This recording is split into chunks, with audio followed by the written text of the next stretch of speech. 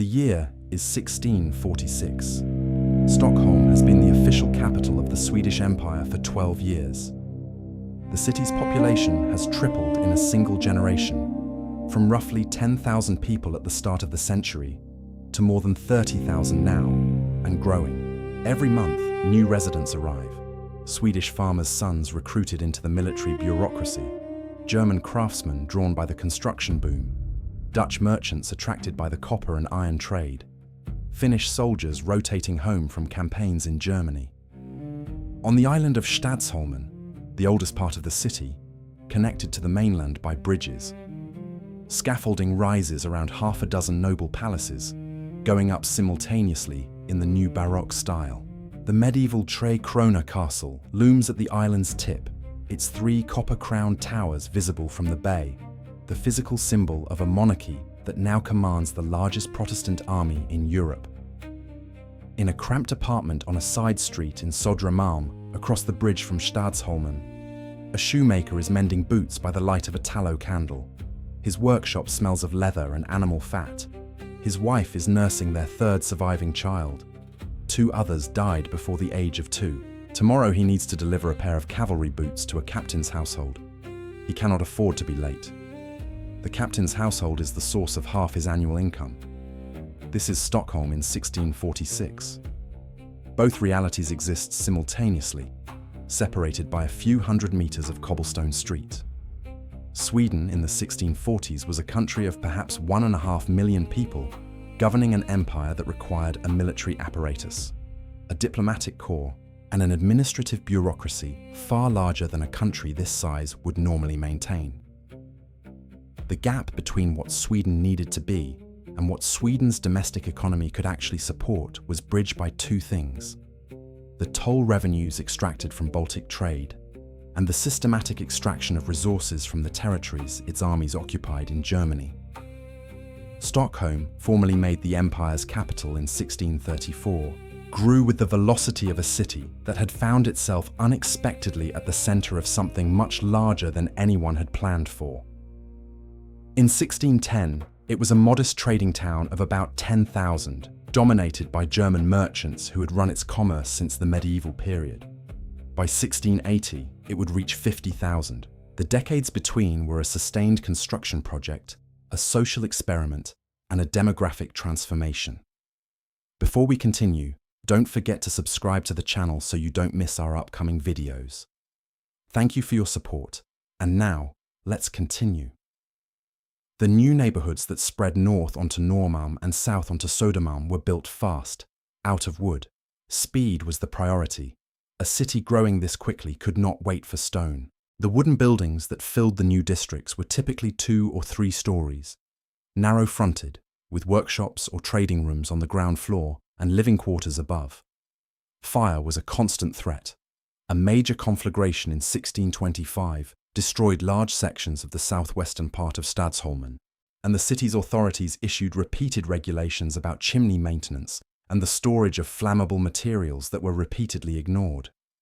The social hierarchy of Imperial Stockholm was visible, rigid, and expressed in every physical detail of daily life. At the top, the nobility lived in the stone palaces, rising on Stockholm and in country estates within a day's ride of the capital. They dressed in French-influenced silk and velvet, ate from silver tableware, kept servants, and moved through the city in horse-drawn carriages that marked their status as visibly as the coats of arms above their doors.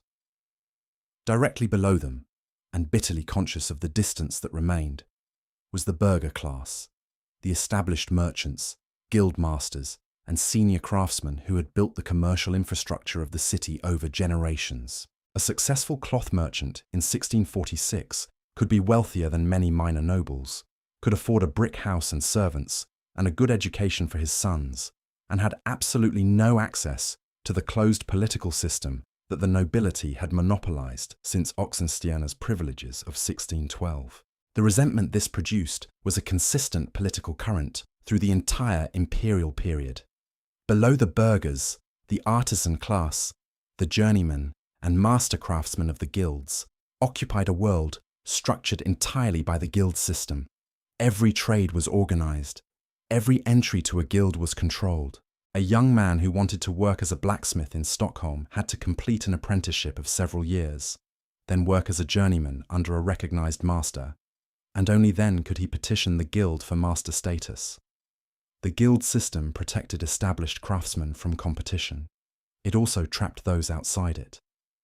The war that sustained the empire touched the lives of ordinary Swedes in ways that had no analogue in peacetime.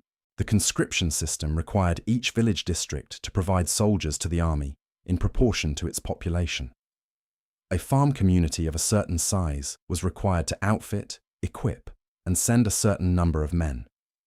Those men might not return. Letters came irregularly from distant campaigns in Germany, Poland, and the Baltic provinces. More often, news came through returning wounded or through the simple absence of any word at all.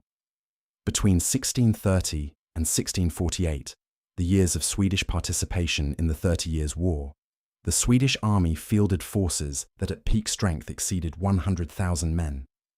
The core of that army was foreign, recruited from German, Scottish, and Irish mercenaries. But the cavalry and much of the officer corps were Swedish and Finnish, and the casualties among them were substantial. A generation of Swedish and Finnish men who came of military age during the 30 Years' War had mortality rates that would today be almost unimaginable.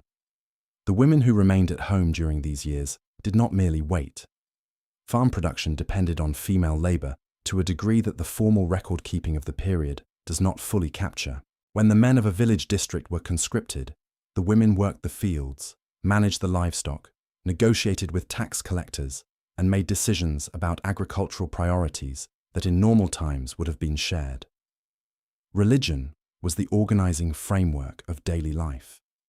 Sweden had been Lutheran since the 1530s, and by the 1640s, the Lutheran Church was so thoroughly integrated into civil administration that the two were barely distinguishable. The parish church was where births, marriages, and deaths were recorded. It was where children received the education the state required. The parish priest was a civil servant as much as a spiritual one, responsible for reporting local conditions to the authorities and monitoring the moral conduct of his congregation with a thoroughness that modern observers would find oppressive. Stockholm's church life in 1646 reflected the cosmopolitan reality of an imperial capital. The German congregation in the Old Town had its own church, the Tyska Kirchen, established by the German merchant community that had dominated Stockholm's commerce before the Swedes supplanted them. The Finnish community worshipped in Finnish in a designated space within Storkirken.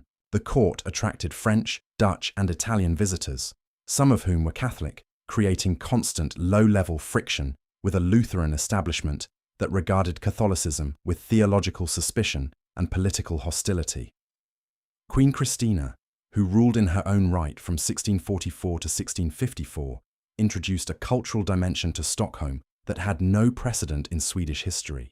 She recruited European scholars, artists, and intellectuals to her court with the deliberate ambition of making Stockholm a northern Athens. René Descartes came at her invitation in 1649, intending to stay as her personal philosophy tutor, and died of pneumonia in February 1650. Felled by a combination of the Swedish winter and Christina's habit of scheduling their morning meetings at 5 o'clock in an unheated library. Descartes' death in Stockholm is an oddly fitting emblem of the cultural collision of the imperial era. The ambition was genuine, the resources were real, the climate and the distance from the centres of European culture created frictions that no amount of royal enthusiasm could entirely overcome. Beyond Stockholm, Swedish provincial life in 1646 was structured by the demands of the empire in ways that had transformed the country within living memory. The tax burden required to finance continuous warfare fell heavily on the farming population, which constituted the vast majority of Sweden's 1.5 million people. Swedish farmers in the 1640s paid taxes in cash, grain, and military service simultaneously. The cash taxes financed the crown's administrative costs. The grain taxes helped supply the armies in the field. The military service took sons and brothers to wars from which many did not return. The small market towns scattered across the Swedish provinces, Linköping, Västerås, Norrköping, Falun, were connected to Stockholm and to each other by a road network that existed on paper more reliably than it did on the ground. Spring made the roads impassable with mud. Summer brought dust and ruts. Winter, paradoxically, was the best season for overland travel in Sweden, as frozen ground and snow provided a reliable surface for sledges and skis. The majority of the Swedish population in 1646 had never been to Stockholm and never would. Their experience of the empire was tax collectors, recruiting officers, and the occasional passage of troops through their district on the way to somewhere else. In 1697, the Tre Kronor castle that had dominated Stockholm's skyline for centuries burned to the ground in a fire that started in the attic. Construction on a new Baroque palace in its place began almost immediately, but the project took 60 years to complete, a timeline that mirrored Sweden's own transition from imperial power to something slower, quieter, and ultimately more durable. By 1721, Stockholm had 35,000 people, fewer than its peak of 50,000 in 1680. A plague had killed 20,000 of them in 1710. The harbour was quieter. The construction had stopped. The city that survived this contraction was not the city that had existed in 1646, but its institutions, the Riksdag, the courts, the municipal administration, the church, were intact. The loss of empire turned out to be the beginning of something more sustainable than anything the empire had ever been. The copper mines at Falun in Dalarna were, in 1646, the single most important industrial site in Sweden, and one of the most productive copper mines in Europe. They had been operating since at least the 13th century, and by the mid-17th century supplied roughly 2/3 of Europe's copper.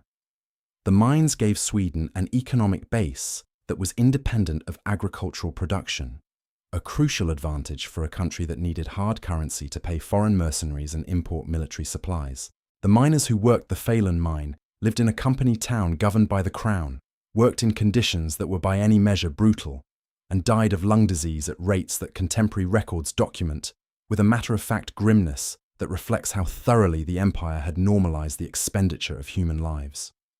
The iron industry of central Sweden, the Bergslag region, complemented the copper mines with a steady supply of bar iron that was exported across northern Europe and used in the manufacture of everything from nails to cannons. Swedish iron had a reputation for quality that carried a premium in European markets, and the network of small ironworks scattered across the forested valleys of Västman land, Dalarna, and Nacka formed the backbone of the country's export economy. The men who operated these ironworks, the bruck owners as they were called, occupied a specific social position that blurred the line between artisan and capitalist.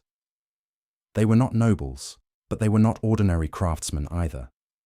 They employed dozens of workers, owned the surrounding forest land, controlled the waterways that powered their hammers, and built manor houses that reflected a prosperity distinct from both the agricultural elite and the urban merchant class. The experience of ordinary people in imperial Sweden in 1646 was, in most essential respects, unchanged from what it had been a century earlier. The houses were the same log and turf structures. The diet was the same porridge, dried fish, preserved meat, and root vegetables. The working year followed the same agricultural calendar. What had changed was the weight of the state pressing down on that ordinary life. The tax burden, the conscription demands, the billeting of soldiers, the requisition of horses and wagons for military transport. Sweden in 1646 was a country being consumed by its own ambitions, and the people at the bottom of the social hierarchy were the ones doing the consuming. And yet something else was happening simultaneously, invisible in the formal records, but detectable in the long-term trajectory of Swedish society. The empire required administration. Administration required literacy. Literacy, once spread through a population for administrative purposes, does not confine itself to administrative uses. The parish examination system, the husförhör, the annual household examination in which pastors tested their congregations on literacy and the Lutheran catechism, was creating, across the Swedish countryside, a population that could read. This was not an intentional social policy. It was the incidental consequence of a church that needed literate laypeople for its own institutional purposes. But it meant that the Sweden of 1646 was, slowly and unevenly, building the human capital that would eventually make the welfare state of the 20th century possible.